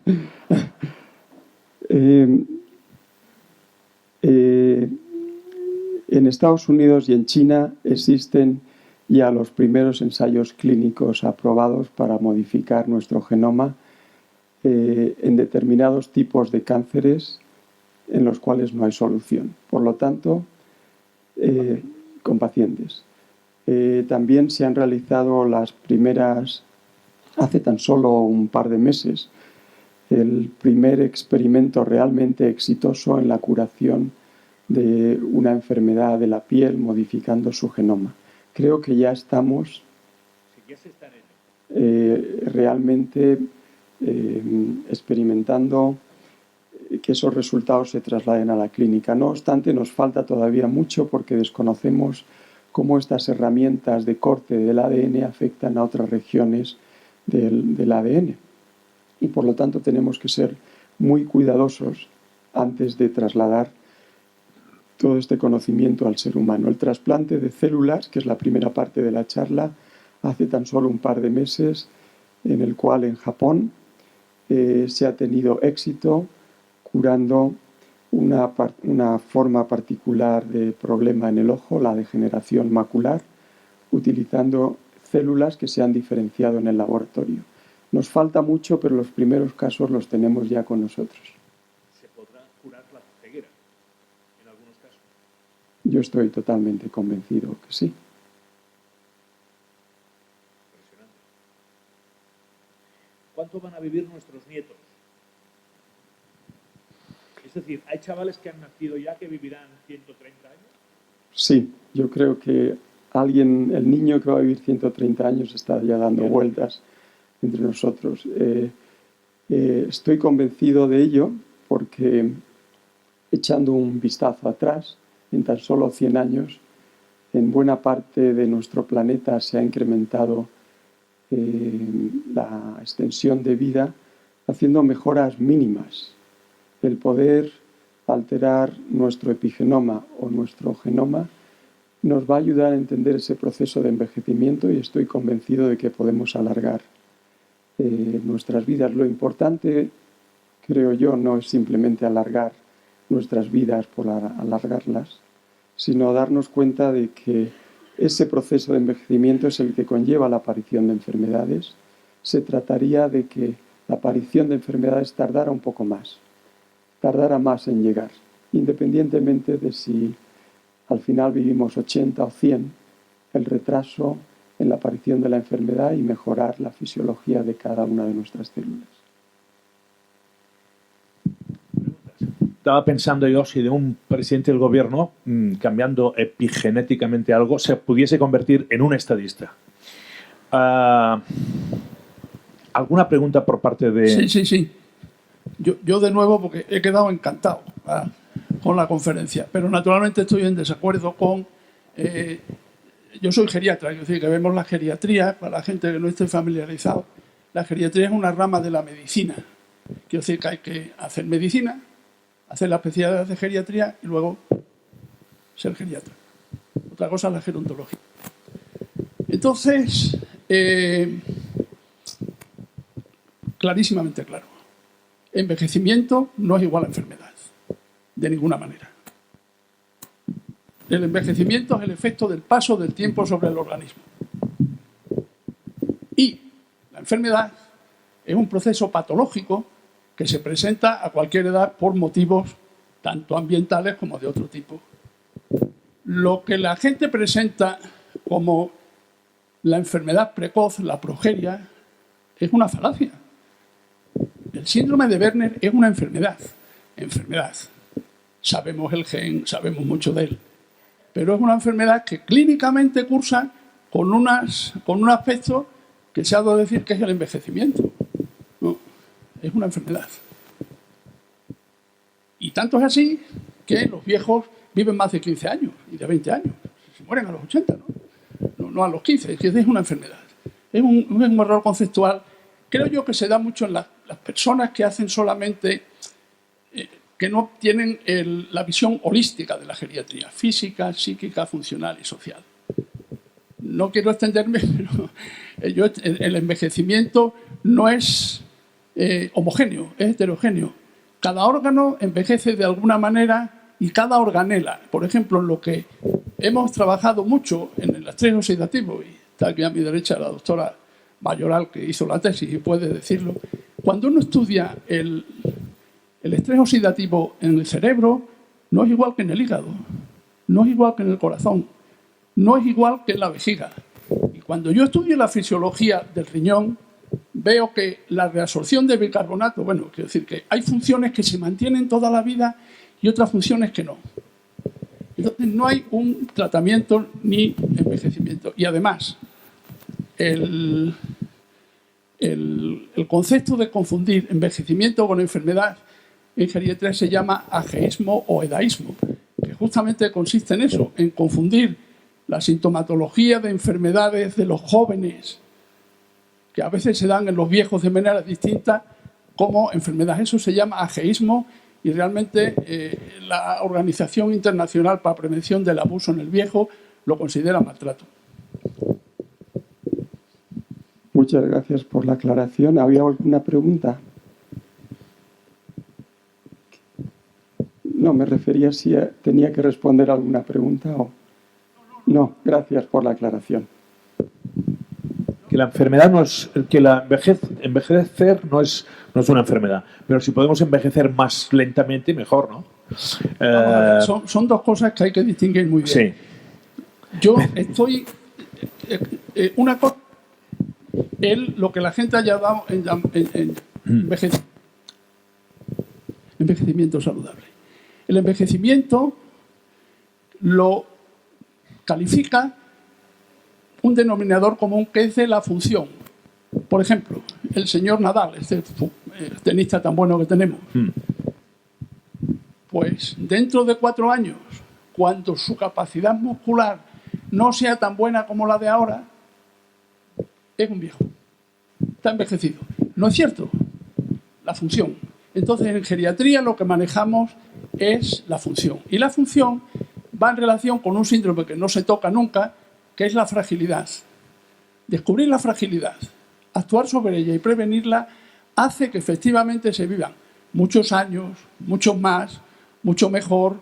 Y hay que diferenciar lo que es curar un cáncer, que el abordaje genético es extraordinariamente bueno, del envejecimiento, porque el envejecimiento no tiene una... Muy bien. Muchas gracias. ¿Alguien más quiere hacer alguna pregunta? Sí. Por favor. Buenos días. Muchas gracias. Felicidades, profesor Izpisua, por la claridad con la que nos ha explicado cosas de investigación básica, que entiendo que no es nada fácil aquí al fondo. Tengo 3 preguntas muy breves. La primera, la relacionada... ¿Se oye bien? Sí. 3 preguntas muy breves. La primera, relacionada con la investigación sobre el síndrome de Down.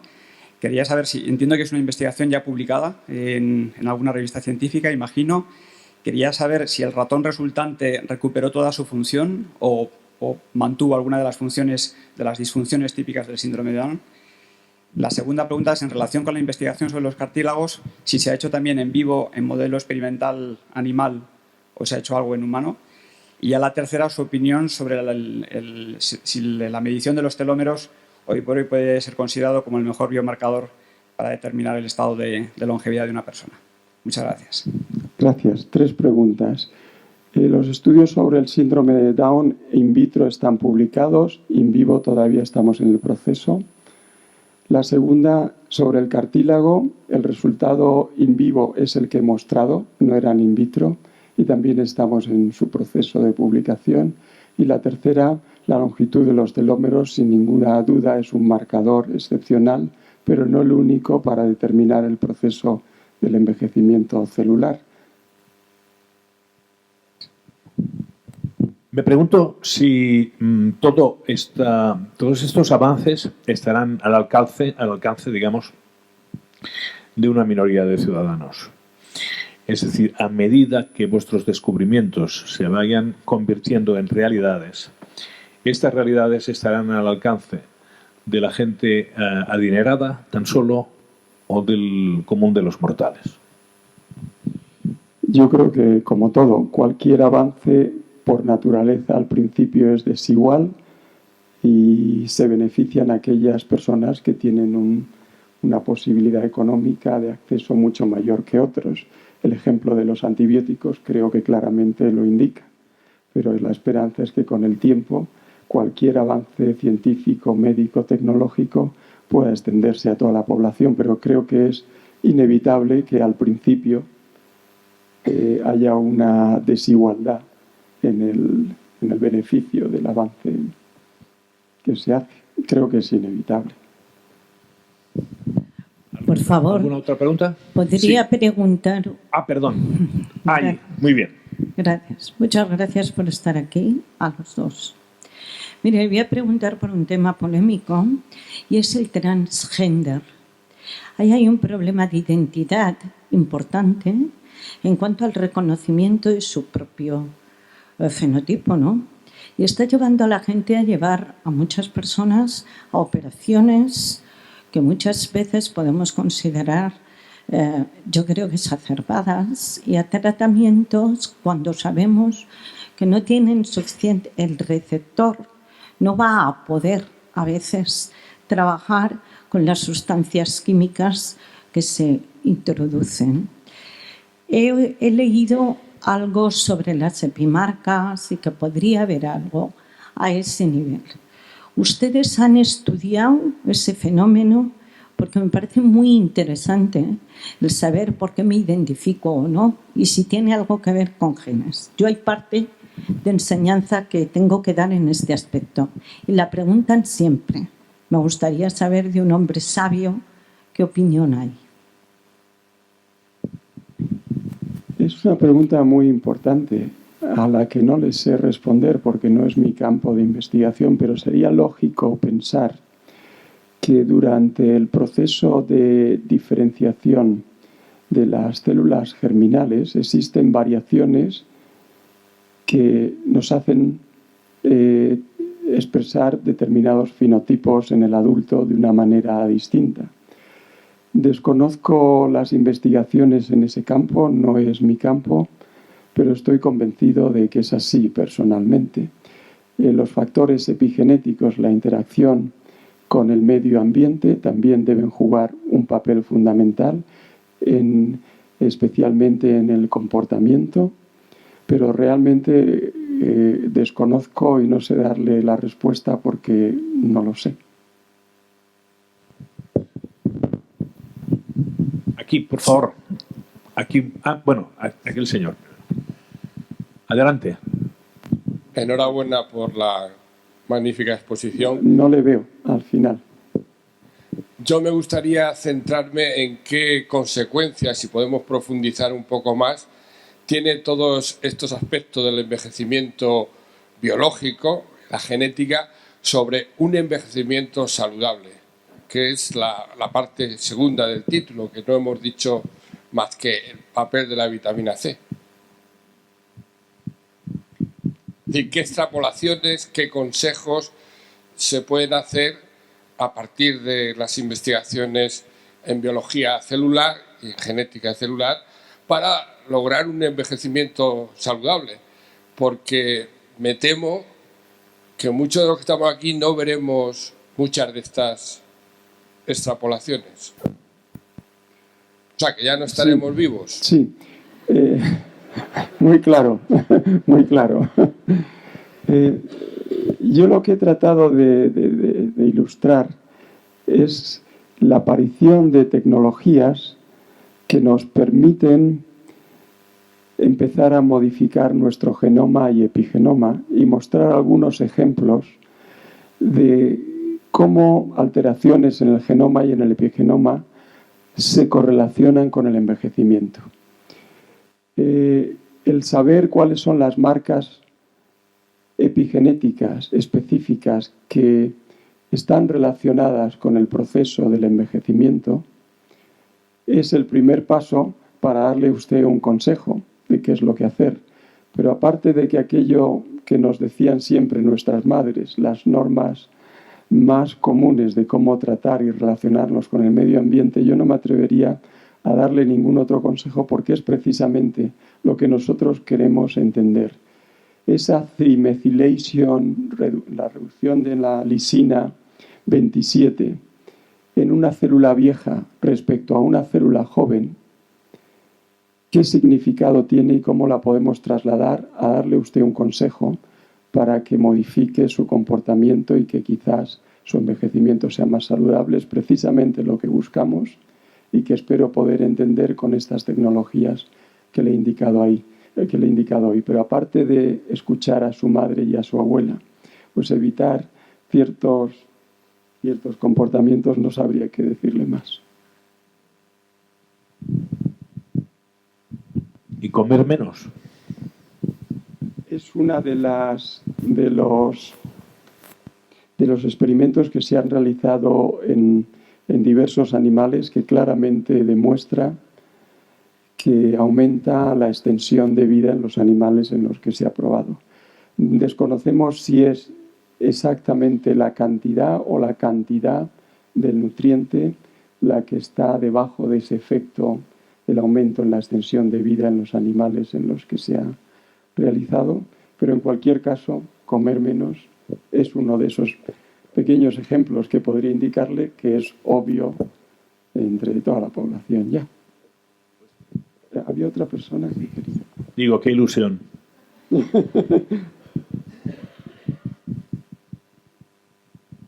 gracias. Buenos días. Yo, después de esta colección de sabios que tenemos por aquí, me da no sé qué ni levantarme. Porque una con 1,5 metros y tanto catedrático con 1 metro cuadrado, tanto investigador, dice, ¿pero qué le voy a preguntar? Si están como en la luna. Pues no, mire usted, la mayoría son gente normal que anda por la calle. No son todos catedráticos ni investigadores, porque además en este país no hay dinero para investigar, o sea que ¿para qué nos vamos a meter la cabeza? Es una pena que una persona como usted... Bueno, dos cuestiones. Una que me la quitó Sardá, que era, ¿y esto cómo va? Los nietos, ¿y cómo va a llegar su ciencia a la gente que anda por la calle, a las Kellys, a los camareros, es decir, a la gente normal que va a la seguridad social? Bueno, ya nos han dicho que esto empieza por arriba, como todo, y que ya nos llegará la lluvia. Otra cosa que me ha gustado mucho es que mis nietos, que son pequeñísimos, el mayor va a cumplir 5 años, hombre, pues con suerte vive 130, pero ¿y la abuela qué? O sea, que vengan ustedes aquí a contarnos que mis nietos van a estar viviendo 130 años fantásticos y yo con 73 dentro de unos días la voy a palmar como todo Dios, oiga, pues no. Dígame algo para los de mi edad. Es que viene una de estas charlas de, ¡guau! Estoy descubriendo que si le cambio el chasis al coche, que si... Oiga, díganos algo a los que tenemos ya una edad, danos una esperancita, que mis nietos está muy bien que vivan 130, pero... mal podemos estar a los 100 para verles crecer. Oiga, no se queje que a la edad que he dicho que tiene, que no los tiene porque se habéis contado seguro. El 21, está usted 73. estupenda.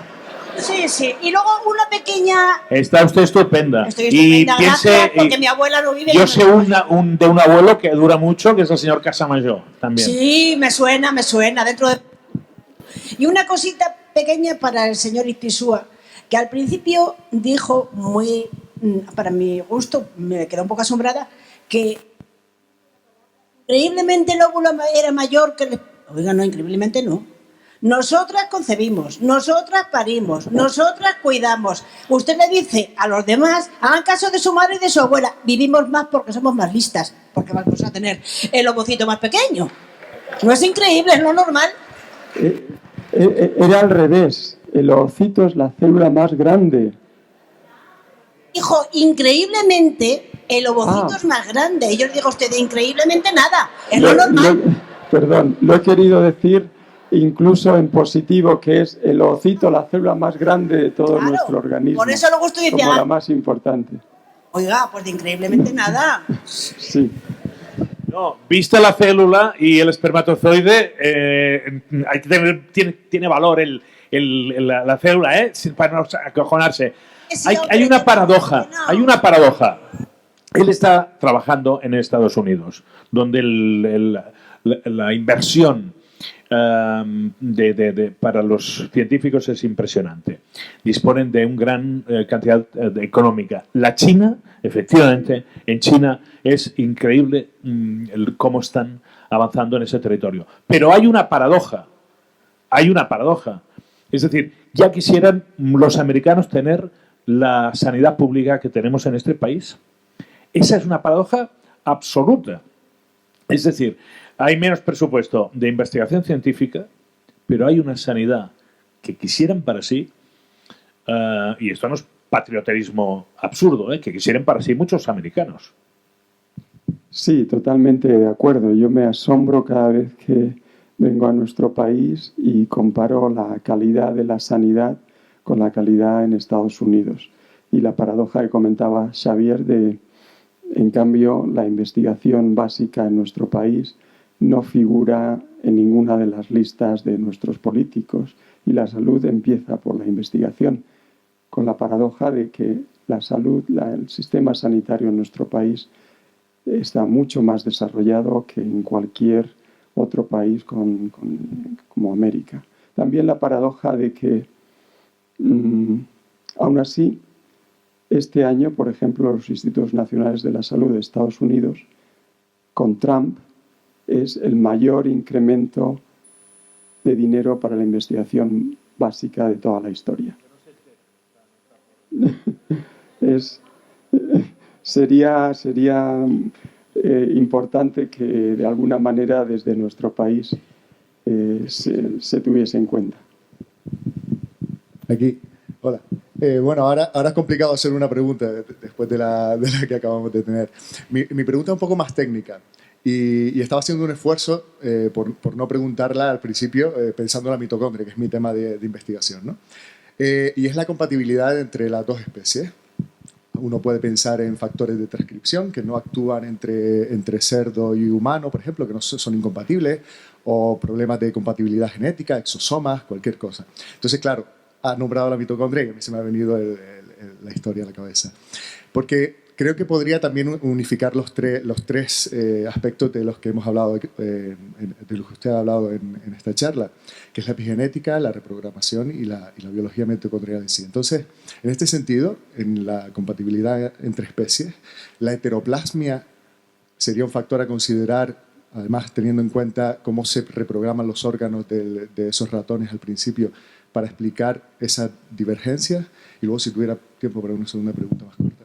Sí, es una pregunta muy, muy importante. En ese estudio de cuáles son las barreras existentes que impiden que la eficiencia entre un humano y un cerdo sea tan baja en este momento, es algo que lo que estábamos considerando. Así que le agradezco la pregunta, le pido perdón por no responderle porque no lo sabemos, pero estamos totalmente convencidos, no solo entre especies, sino incluso en la misma especie, y sin ir más lejos, en este experimento en el cual se hace el pronuclear transfer para curar una enfermedad mitocondrial con una madre que dona sus mitocondrias. Sabemos muy bien que cuando ese experimento se hace entre ratones en una misma especie, el envejecimiento de ese ratón está totalmente alterado. O sea que no solo es ya entre la misma especie, sino incluso, como usted menciona, entre especies, quizás una de las barreras y uno de los problemas que debemos atacar y que estamos precisamente en ello. Gracias por la pregunta. Una muy cortita, ¿puedo? Estamos hablando de que intentamos rejuvenecer y el problema, bueno, usted es capaz de hacer realidad esa ciencia ficción que para otros muchos parece eso, ciencia ficción. Rejuvenecemos y aparecen los tumores. Viendo que somos capaces, que usted es capaz de reprogramar las células, factores de Yamanaka, lo que sea, somos capaces también de hacer un balance, activar algún mecanismo para contrarrestar la aparición de tumores en el caso de que ese rejuvenecimiento se pase de la línea y aparezcan esos tumores. ¿Podemos balancear eso? Es un balance muy fino. El aplicar los 4 factores, el primer resultado que obtuvimos fue la aparición de tumores. Tuvimos que variar el régimen de administración de los 4 factores para conseguir un efecto beneficioso y no la aparición del cáncer. Por lo tanto, la línea es una línea realmente muy, muy cercana, en la cual estamos tratando de relacionar a nivel epigenético cómo podríamos dirigir ese proceso hacia un lado u otro. Me gustaría poder hablar un poco más en detalle, si quiere, después, pero estoy de acuerdo que es una línea que está en el borde entre el efecto beneficioso y la aparición de tumores. Sí.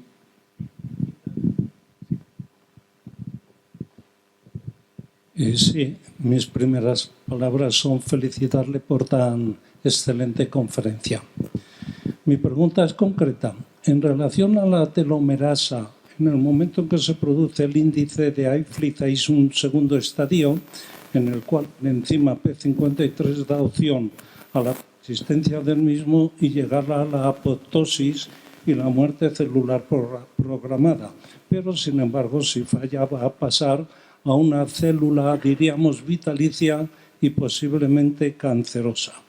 En esa razón, en decir, cuando induce al envejecimiento o no, qué posibilidades epigenéticas pueden influir en ello. Y en segundo lugar, en razón a lo que dicen ustedes de un envejecimiento saludable. Usted decía de comer poco, de acuerdo. Es una... lo decía usted también, los dos. Estamos todos de acuerdo. Una ración hipocalórica. Pero debemos de pensar que las calorías no son iguales. No es lo mismo dejar de comer proteínas, hidratos de carbono. El éxito es una dieta hipocalórica, pero perfectamente equilibrada en todos sus tres componentes, hidratos de carbono, proteínas y grasas. No es rescindir, como hay algunas que dicen fuera hidratos de carbono. Pero poca cantidad, pero con una ración de principios inmediatos bien equilibrados. Y en tercer lugar, en razón de ser envejecimiento saludable, pensemos la cara interna de las aletas de las mitocondrias, que son las que van a producir los eros y que van a producir efectos oxidantes patógenos y que van a facilitar el... Por eso decías con gran pregunta, ¿y al resto de antioxidantes que se encuentran en multitud de alimentos no son también asequibles? Perdón por mi extensión, son telomerasa, dieta calórica en principios inmediatos bien equilibrados y antioxidantes. Perdón y gracias. Pues no, faltaría más. Yo no podría más que estar de acuerdo con los 3 puntos. La importancia de la senescencia, variando los niveles de P53. Tenemos investigadores en España que están trabajando precisamente en ese campo y que han hecho avances realmente importantes, y creo que son ellos mucho más apropiados para responderle a su pregunta, que usted ha resumido los resultados muy claramente. La cantidad versus la calidad del nutriente, independientemente de la reducción calórica total, la calidad de esos nutrientes desconocemos realmente si afecta a ese proceso de aumento de la vida en los ratones, en los monos en los que se ha hecho, y cómo el aporte o la ausencia de determinados componentes específicos, como pueden ser ciertos aminoácidos, pueden alterar incluso esa vida, la extensión de vida. O sea que la calidad, no solo la cantidad, es importante. Y el tercero, ¿cuál era? Antioxidantes. A mí me gustaría tomar una posición personal y decirla muy claramente. La célula necesita de ese proceso para funcionar. Y esa moda de decir, y vamos a tomar kilos de antioxidantes porque alguien nos ha dicho que puede ser bueno, y es verdad que en determinados casos puede ser así, no nos debemos de olvidar que es un proceso natural a las células consuetudinario y que por lo tanto debe estar balanceado apropiadamente, y hay que tener mucho cuidado en ese aspecto. Es mi opinión personal, y no decir pues adelante con los antioxidantes en cualquier situación. Fumar es malo, ¿no? No, el tema del colesterol. El tema del colesterol, andamos todos ahí mirando que no nos pasemos de los 200 y usted dice, bueno, cuidado con el colesterol porque su ausencia también es problemática. Es decir, tenemos que hacer caso de la cifra que se nos da hoy en día como oportuna o no pasa tanto. Acabamos. Porque es la hora. Sí, es una pregunta que creo que nos afecta a muchos de todos nosotros por el uso de estatinas. El colesterol es un lípido fundamental para el funcionamiento de nuestras células y que se encuentra en abundancia en nuestro cerebro. Se desconocen realmente, creo, los efectos que pueden tener sobre enfermedades neurodegenerativas, pero sí me gustaría dar un dato, su ausencia, pero sí me gustaría dar un dato que se ha publicado hace tan solo 2 semanas, el mayor ensayo clínico con el uso de estatinas y su relación con el infarto de miocardio. Ese es uno de las razones principales por las que tomamos estatinas, para prevenir el infarto de miocardio. Los resultados son realmente, ¿cómo diría yo?, no los esperados. Tan solo ha habido una mejora en un 2% de las personas que han estado tomando estatinas en la prevención del infarto de miocardio. Y es un ensayo realizado con más de 1,5 millones de personas en todo el mundo. Creo que a veces y pensamos, y se sigue utilizando, y lo vamos a seguir utilizando las estatinas durante mucho tiempo, pero una de las razones fundamentales por las que se empezó a utilizar, los datos nos demuestran, principalmente en la prevención del infarto de miocardio, que no parece ser así, independientemente de lo que me acabas tú de comentar, la influencia que puede tener en nuestro funcionamiento de las neuronas y sobre todo en enfermedades degenerativas, disminuir la cantidad de colesterol que se desconoce. Pero me gustaría compartir con ustedes este dato porque creo que era importante. Oigan, gracias a todos y muchas gracias a Juan Carlos por haber estado con nosotros. Ha sido apasionante conocerte y escucharte. Y gracias a todas las preguntas maravillosas de todos los científicos que están aquí. Hasta siempre.